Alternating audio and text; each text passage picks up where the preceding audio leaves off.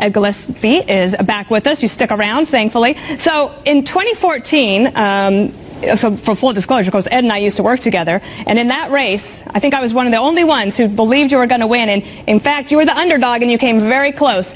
But the Democrats didn't even hear your footsteps. So now I'm in a different position. I'm here at the anchor desk, and I have to ask you, how do you feel about being this close of an underdog, and are you concerned that now they're actually paying attention that you are closing in on Ralph Northam?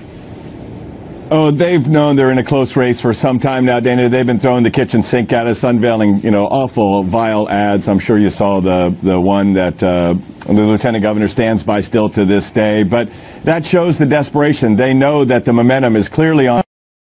And I can tell you, I've been on the stump all day, and we're meeting with supporters and volunteers and door knockers and phoners, and people are so excited about this race, and they know that first of all, the polls, I think, are much closer than what that showed, but there's no doubt about the direction of the polls, and we have been gaining fast in the course of the past 2 weeks.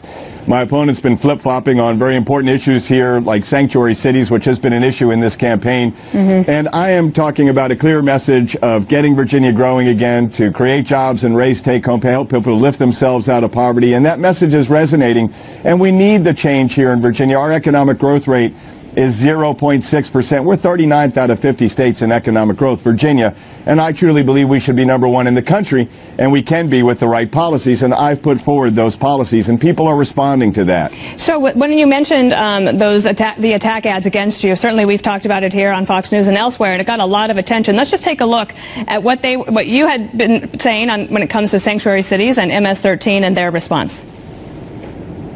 Who will keep your family safe?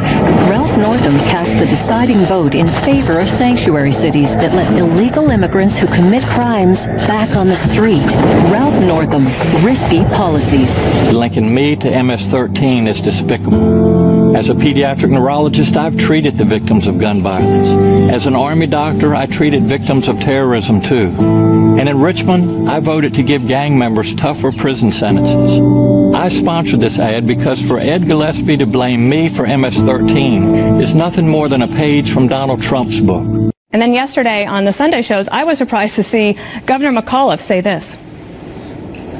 But Ed, he's run the most hateful, divisive, bigoted campaign I've ever seen in Virginia history. Ed's whole campaign, he's taken this campaign in the gutter. It's the most racist campaign we've ever seen in Virginia history.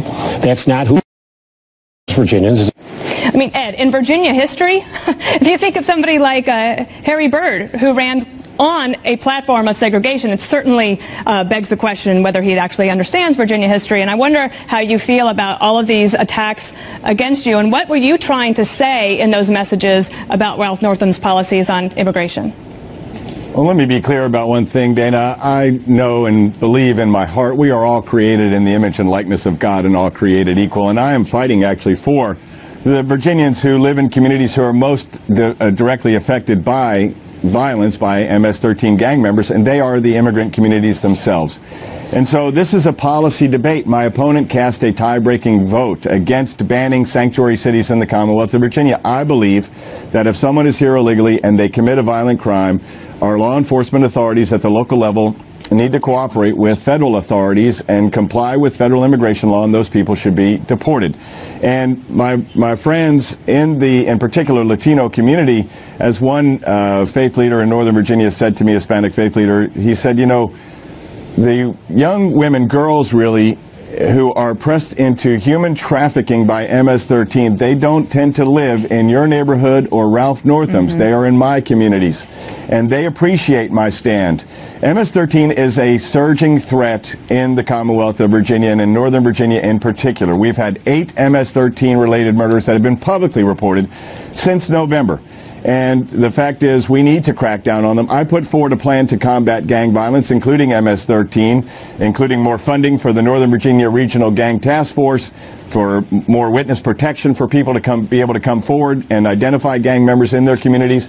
And yes, to ban sanctuary cities so that if someone is here and illegally in MS-13 they commit a crime, they should be deported.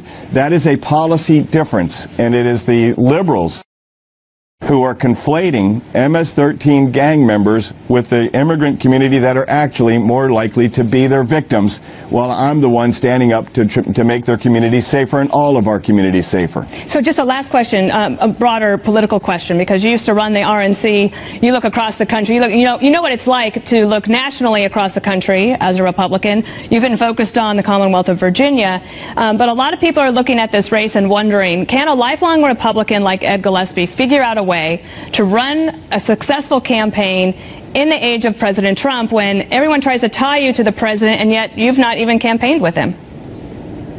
Well, the people of Virginia want to talk about jobs and opportunity and schools and traffic congestion and making our communities safer. And I'm responding to what the voters of Virginia want to hear about. And I've put forward 21 specific detailed policy proposals to make life better for all Virginians. And I will be a governor for all Virginians. And so we're a state that's directly affected very much so by federal spending and federal programs. 20 cents of every dollar in our GDP is a direct federal dollar.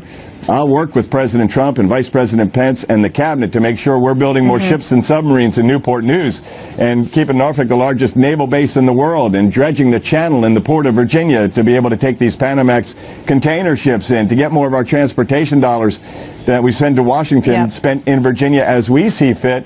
And, you know, that in terms of working with the president and the vice president, any governor of Virginia has to be able to work with the president of the United States. That's always been our history, given our proximity. I'll be able to. As somebody who sometimes drives I-95 through Virginia, I too want to talk about traffic problems in Virginia. All right, Ed Gillespie, thank you so much.